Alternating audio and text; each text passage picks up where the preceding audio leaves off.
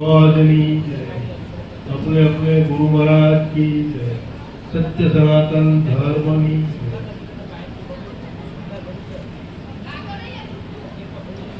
कैसे कबीर साहेबे दातन करी અને ચીર રોપી દી વડની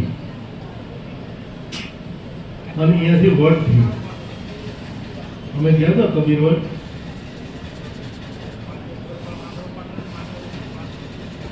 એનો અસર ફળ છે ને એ નક્કી જ નથી થતું કયો હતો. એટલો મોટો વડ થયો,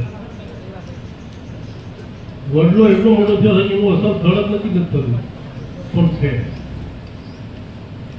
ઈર્ષાગર બાપા એક ચીર રોપી બાજરામાં,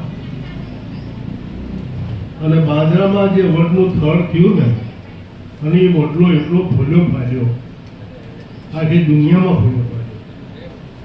એટલી બધી વડવાયું ઉતરી કે એની કોઈ લિમિટ જ નહીં. એમાંની એક વડવે રેથલમાં ઉતરી. સમજાય તો સમજ્યા? ખોટું નથી, અમારો અનુભવ. ઉગારામ બાપા કહેતા, અમે તો નથી સાંભળ્યું પણ ભોધા બાપા વાત કરતા કે ઉગારામ બાપા કહેતા કે આ જે સાંભળવા વાળા છે ને એ અમારા ભગવાન છે. ઉગારામ દાદા આવું કહેતા સાંભળવા વાળાને કે તમે અમારા ભગવાન છો. કેમ કે અમારે વાતો કરી પણ કોની આગળ કરવી? તમને ભૂખ લાગી છે, ભક્તિની ભૂખ લાગી છે, જિજ્ઞાસા જાગી છે, મનુષ્ય જન્મનો કિંમત સમજાણી છે, એટલે તમે ઘરના ઘરબાર છોડી, ધંધા મૂકી, ખર્ચા કરી અને તમે ભક્તિ ભજન સાંભળવા માટે, સત્સંગ સાંભળવા માટે આવો છો. હે તો ભગવાનની અમારે વાતો કરી કોની આગળ કરવી? અમારા અનુભવની વાતો કોને કેવી? આ જગતમાં કોઈ જ નવરાશ નથી. એટલે તમે અમારી વાતો સાંભળવા માટે આવો છો તો તમે અમારા ભગવાન છો. ઉગારામ બાપા આવું કહેતા. અને અમે તમને કહીએ કે તમે સાંભળો છો તમારા વાત કરવા, અમારા ગુરુની વાત કરવા માટે. ગુરુ મહિમા બાપાએ અગાધ ગાયો. ગુરુ ગુણ ગણાશું વખાણે વર્ણો, મુક્તિ વર્ણો તો આવે, ઇન્દ્ર કુબેર જેનો પાર ન પાવે, અને વેદ ચારે જેના ગુણ ગાવે. આવો અગાધ ગુરુ મહિમા આપણે અહીંયા તો સત્સંગ સાંભળવા આવી છીએ, પણ ગુરુ મહિમા સત્સંગનો સાંભળી છીએ, પણ એને આપણે થોડુંક કમાઈ કરવી જોઈએ. કમાઈ કર્યા વગર તો વાતું જ છે. કમાણી નહીં કરો તો વાતું છે. વાતું સાંભળી મજા આવી, પણ એવું નહીં. દરેક કમાઈ કરવાનો દરેકને અધિકાર છે.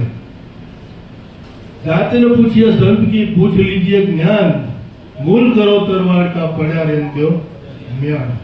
દેહના હાવ ના દીધો. જગતની અંદર તરવારનું મૂલ કરવાનું છે, જ્ઞાનનું મૂલ નથી કરવાનું. જ્ઞાન તો ભલે કદાચ હોનાનું હોય, ઉપર હીરા માણેક ટાંકેલા હોય, પણ ભાઈ તરવાર મોટી હોય તો હે એ શું કામની? આ વાત સમજવા જેવી છે. નવું તરવારનું ઉદાહરણ નથી, પણ હું બ્રાહ્મણ છું, હું ક્ષત્રિય છું, આ બધા જ્ઞાન છે. હે આ બધા જ્ઞાન છે. કિંમત શેની કરવાની છે? જાતને પૂછીએ સંત કી પૂછ લીજીએ જ્ઞાન. કિંમત જ્ઞાનની કરવાની છે કે એમાં તલમાં તેલ કેટલું છે. નહીતર તો ઉપર તો હું મુસલમાન છું, તમે હિન્દુ છો, હું બ્રાહ્મણ છું, ક્ષત્રિય છું, આ બધા આપણે ઓઢના ઓઢીને ઉભા છીએ. પણ સંતની કોઈ જાત નથી. જાતને પૂછીએ સંત કી પૂછ લીજીએ જ્ઞાન, મૂળ કરો તરવટ. આ જ્ઞાન છે, એ જ્ઞાનની કોઈ કિંમત કરવાની નથી. દેહ છે એ તો બારદાન છે. દેહ છે એ તો કોથળો છે. તેલનો ડબ્બો હોય, તેલના ડબ્બાની 3000 રૂપિયા કિંમત હોય તો તેલની કિંમત છે, ડબ્બાની કિંમત છે? હે તેલની કિંમત છે, ડબ્બાની કિંમત? આ અમૂલ્ય વસ્તુ આપણી અંદર છે. તેલની કિંમત છે, ડબ્બાની કિંમત. તેલ કાઢી લો તો ડબ્બાનો શું છે? કશું ના આવે. એમ આની અંદર રહેવા વાળો જતો રહે તો કઈ નથી. એટલે તેલની કિંમત છે, તેલ કાઢી લો તો કઈ રહેતું નથી. ડબ્બો બારદાન છે. પણ મારું કહેવું એવું છે કે તેલને ડબ્બાની જરૂર છે અને ડબ્બાને તેલની જરૂર. ડબ્બા વગર તેલ રહી શકે નહીં. આ દેહ છે એને અંદર બેઠો છે પરમાત્મા, એ ક્યાંથી બોલે? એને દેહની જરૂર છે. એ દેહ છે તો બોલી શકે છે ને, એની કિંમત ચાલે છે. અંદરથી માલ જતો રહેતો, રામ બોલો ભાઈ રામ. એટલે આ દેહની કિંમત, દેહને જેમ તેલને ડબ્બાની જરૂર છે ને ડબ્બાને તેલની જરૂર, એમ દેહની અંદર આત્મા છે, પણ આત્માને દેહની જરૂર છે. એની પર કરવા માટે, એની ઓળખાણ કરવા માટે સમર્થ ક્ષત્રિય અને બ્રાહ્મણી સદગુરુ જોઈએ. સદગુરુને અત્યારે ગુરુની તો તાણ જ નથી, સમજ્યા? કાન ફૂકે, કંઠી બાંધે, એ તો ગુરુ હોય જ ના. અનહદના ગુરુ મળે તો આ વાતની વાતમાં વાત સમજાય છે. વાતની વાતમાં વાત સમજાય છે. આ ગુરુની જરૂર છે. બધા શાસ્ત્રો, બધા ધર્મો, બધાનો એક જ મત છે કે ગુરુ સિવાય ઓળખાણ થાય નથી. મોટું ગોડાઉન હોય, આપણે ઘણી જગ્યાએ જોઈ છીએ, મોટું ગોડાઉન અઢળક માલ ભર્યો હોય, પણ માલ વેચતા હોય, પણ એ માલ તો પારકો વેપાર કરે, પણ માલ તો શાસ્ત્રોનું જ્ઞાન, બીજું સત્સંગ સાંભળેલું જ્ઞાન ભેગું કર્યું. પાકી પૂંજીના કરે વેપાર, મારે મીરને ફૂલાય બિચારા. પરંતુ પરમોદે પોતાના જીવતર અંધેરા, પોતાના અનુભવનો માલ નથી.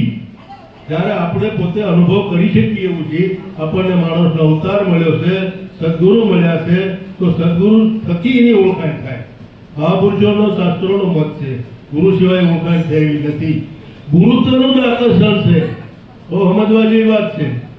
ગુરુત્વનું આકર્ષણ છે. કમાઈ કરવા માટે ગુરુ સિવાય કમાઈ થતી નથી. ગુરુત્વનું આકર્ષણ છે. એક વૈજ્ઞાનિક સફરજનના ઝાડ નીચે બેઠો હતો, તો સફરજન નીચે પડ્યું. તો એને જોયું કે આ સફરજન નીચે કેમ પડ્યું, ઉપર કેમ ના આવ્યું. તો એને નક્કી કર્યું, વૈજ્ઞાનિક સિદ્ધાંત શોધી કાઢ્યો કે ગુરુત્વનું આકર્ષણ છે. આપણે આ પૃથ્વી પર ચાલી શકીએ છીએ એ ગુરુત્વનું આકર્ષણ છે. એટલે નહીંતર હવામાં ઉડી જઈએ આપણે. ગુરુત્વનું આકર્ષણ છે, ગુરુ કેન્દ્રમાં છે, અને એનું આકર્ષણ છે. ગુરુત્વનું આકર્ષણ છે એટલે આપણે પૃથ્વી પર ચાલી શકીએ છીએ. આ ગુરુ મહિમા છે. હવે પૃથ્વી પર ચાલી શકીએ છીએ. 5 તત્વો, પૃથ્વી, પાણી, અગ્નિ, આકાશ ને વાયુ.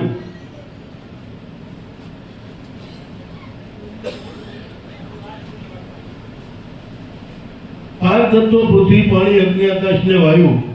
આ પૃથ્વી છે એ 5 તત્વોમાં 2 તત્વોને ખેંચે છે. પૃથ્વી, પાણી, વાયુ, અગ્નિ અને આકાશ, એની અંદર પૃથ્વીની ગુરુત્વાકર્ષણ 2 વસ્તુને ખેંચે. આ વૈજ્ઞાનિક સિદ્ધાંત છે. આપણે ઘરની વાત નથી, ગુરુ મહિમા આમ તો નથી કહેવાનો, ગુરુ હકીકત છે. એની વાત સમજાવું છું કે પૃથ્વી છે 2 તત્વોને ખેંચે છે, પૃથ્વી અને પાણી. અગ્નિ, વાયુ અને આકાશને પૃથ્વી ખેંચી શકતી નથી. એનું ગુરુત્વાકર્ષણ ખેંચી શકતું નથી. એનું ગુરુત્વાકર્ષણ એના કાબુમાં નથી. પૃથ્વીનું ગુરુત્વાકર્ષણ, હવામાં વાદળ હોય, વરાળ થાય અને એમાં પાણી થાય, હવામાન મળે તો પાણી નીચે આવવું પડે. પથ્થર ફેંકો તો નીચે આવે. આ ગુરુત્વાકર્ષણ છે. ગુરુત્વાકર્ષણ છે એટલે પૃથ્વીનું ગુરુત્વાકર્ષણ 2 વસ્તુને ખેંચી શકે છે. આ ગુરુ આપણા દેહની અંદર ગુરુ સંતોએ બતાવે છે, નાભિભરામાં ગુરુ છે. આ ગુરુત્વાકર્ષણ 2 વસ્તુને ખેંચે છે. પણ એ નાભીની અંદર ગુરુ છે તો નાભી એ તો હૃદય મૂકવાનો છે. તો સંતોએ ક્યાં ધ્યાન દોર્યું? સંતોએ ક્યાં ધ્યાન દોર્યું કે 2 તત્વોને પૃથ્વી ખેંચી શકે છે, પણ 3 તત્વોને પૃથ્વી ખેંચી શકતી, ગુરુત્વાકર્ષણ ખેંચી શકતું નથી. તો કયું તત્વ એવું છે કે જે 5 તત્વોને ખેંચી શકે છે? તો કે શબ્દ. શબ્દ ગુરુ છે. આપણા દેહની અંદર નાભીમાં ગુરુ છે. એનો અનુભવ કરો તો શબ્દ ગુરુ છે. આપણને સદગુરુએ શબ્દ ઓળખાયો છે. આપણને સાધન આપ્યું છે ચકમકને લૂડું ગવાનું, એનાથી પ્રગટ કરવાનો છે આને. અને જ્યાં પ્રગટ છે ને એની બલિહારી છે. સાહેબ તેરી સાહેબી સદગટ રહી સમાય. જ્યાં ઘર પ્રગટ છે બલિહારી હોતી, वो घट की કે જ્યાં ઘર પ્રગટ હોય, જ્યાં પ્રગટ છે ને એની બલિહારી છે. તો સંતોએ કીધું કે શબ્દ ગુરુ છે. અને એ શબ્દ 5 તત્વોનું ગુરુત્વાકર્ષણ ખેંચે છે. એટલે એ શબ્દને જાણવો, શબ્દ ગુરુ છે. એ ગુરુ સિવાય એની ઓળખાણ થાય નહીં. શબ્દ સિવાય જગતમાં કંઈ છે જ નહીં. તમે વિચાર તો કરો કોઈ પણ વસ્તુ જોઈ શબ્દ સિવાય ઓળખાય છે? આ માઇક છે તો શબ્દ છે, ભીખુભાઈ નામ છે તો શબ્દ છે. કોઈ પણ વસ્તુ શબ્દ સિવાય જગતમાં ઓળખાય છે? કશું શબ્દ સિવાય ઓળખાતું નથી. પણ એ શબ્દ ક્યાંના આધારે છે? આ સંતો આગલી દીધા છે કે શબ્દમાંથી શબ્દ છૂટે, શબ્દ કી ડગેરિયા. આ શબ્દ કોઈ પકડી બતાવે તો વો સદગુરુ મેરિયા. વળી શબ્દ કી મેંઢ है, શબ્દ में रियो समाई. જે તત્વથી આરંભ રચ્યો એ તત્વ કોઈ દિયો બતાય તબ હમ સદગુરુ ધારીએ. આ મહિમા, ગુરુ મહિમા એટલો અગાધ છે. ગુરુત્વાકર્ષણ શબ્દ કહે છે અને શબ્દનો મહિમા સંતોએ ગાયો છે. અને એટલા માટે મહાપુરુષોએ ભજનનો મહિમા ગાયો કે ભાઈ ભજન કરો તો ભક્તિની મર્યાદા છે. મર્યાદા ચૂકે તો ભક્તિ પછી રહેતી નથી. જેમ સીતા માતાએ મર્યાદા મૂકી, લક્ષ્મણ રેખા ઓળંગી તો રાવણ લઈ ગયો.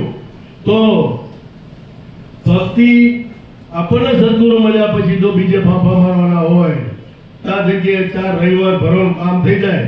આ લક્ષ્મણ રેખા ઓળંગી અને તો રાવણ ઉપાડી જાય. ભક્તિનો મહિમા આવો છે, આટલો ગુરુ મહિમા છે. અને ગુરુ મહિમા તમને સમજાણો છે. તમે બધા જિજ્ઞાસુ છો, ભાગ્યશાળી છો કે તમને આટલો ભાવ જાગ્યો છે અને તમે આનો લાભ લ્યો છો. ગુરુ આશ્રમે જે કંઈક તમે ગુરુ નિમિત્તે જે કંઈ ખર્ચો કરો છો એનો 1000 ગણો ગુજરાત આપવા બંધાયેલી છે. આ મારો અનુભવ છે. સહેજે પાછી પાની કરશો નહીં, સમજ્યા નહીં? ભક્તિ નિમિત્તે ખર્ચો કરવામાં કોઈ પાછી પાની કરવી નહીં. બોલો સદગુરુ દેવની